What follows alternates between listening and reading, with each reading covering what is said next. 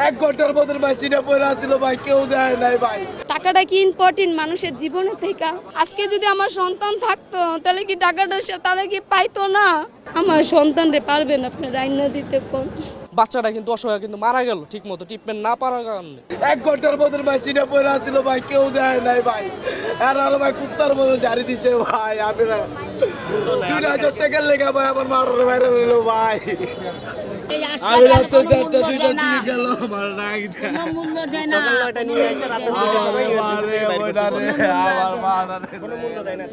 টাকাটা কি ইম্পর্টেন্ট মানুষের জীবনে থেকে? টাকাটা কি ইম্পর্টেন্ট ছিল?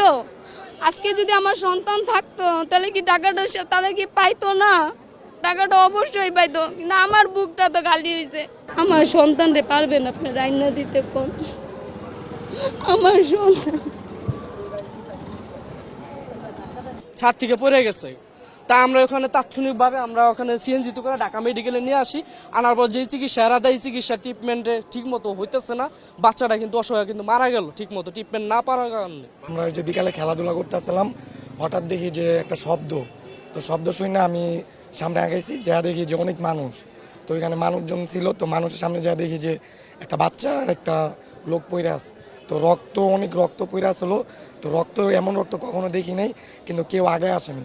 পর আমরা 3-4 জন মিল্লা বলছি ধরতে, কেউ ধরছে আর কেউ ধরে নাই। আমার ননাসের জামাই, ওরা 5তলা থাকে, আমি 4তলা থাকি।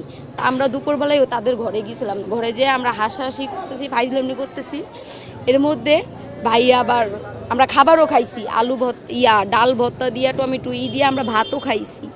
খাওয়ার পর আমি বলছি চলো মা বাসায় যাই। আম্মু 5 মিনিট আর খেলবো। আমি বলছি আচ্ছা ঠিক আছে। তো ইসাক ভাইয়া কী করছে, আমার ননাসের জামাই, ও আবার কোলে নিচ্ছে, কোলে নিয়ে কয় কি এই আমরা খাবি, এই আমরা খাবি। তো এইভাবে যে ঝুঁকি দিছে না, ওই জায়গাটুকু পিছলা ছিল, তো ওনারাও বুঝতে পারে নাই।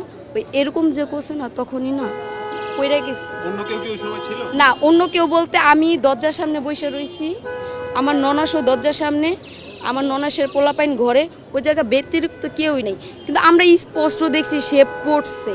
আমরা আল্লাহ গো গোয়া চিৎকার দিয়ে আমরা ধরতে পাই না। তারপর আমরা ডাইরেক্ট 5তলাতে নাইমা দেখলাম আমার স্বামী আমার বাচ্চাটার এইভাবে কোলে নিয়ে বলতেছে যে তুমি, আমি বলছি তুমি ওরে নিয়ে আগে হসপিটালে যাও। আর ভাইয়ারে আমার উন্না আরেকজনের উন্না দিয়া গায়ে দিয়া মাথার এই জায়গা আর এই জায়গা উনারে চাইপা ধইরা তারপরে উনারে আমি এই হসপিটাল নিয়ে আসছি। আর মুগ্ধা তরে গেছে, এখনও মুগ্ধা থেকে পরে নিয়ে আসছে। এরপরেই ওনারা বলে না যে আমার বাচ্চা নাই। আমরাও লগে সহযোগিতা করছি, টিকিট কেটে তাকে 98 রুমে দেয়। 98 চিকিৎসা অবস্থা, ডাক্তার তাকে বাচ্চাটাকে মৃত্যু ঘোষণা করে। ওই যে এসা সে খুবই গুরুত্ব আহত, সেও মাথায় প্রচুর আঘাতে মেডিকেলে ভর্তি আছেন। আমরা লগে লগে খিলগাঁও থানায় জানিয়েছি, জানানোর লগে লগে তারা ঘটনাস্থল গেছে, ওই ঢাকা মেডিকেলে চলে আসছে।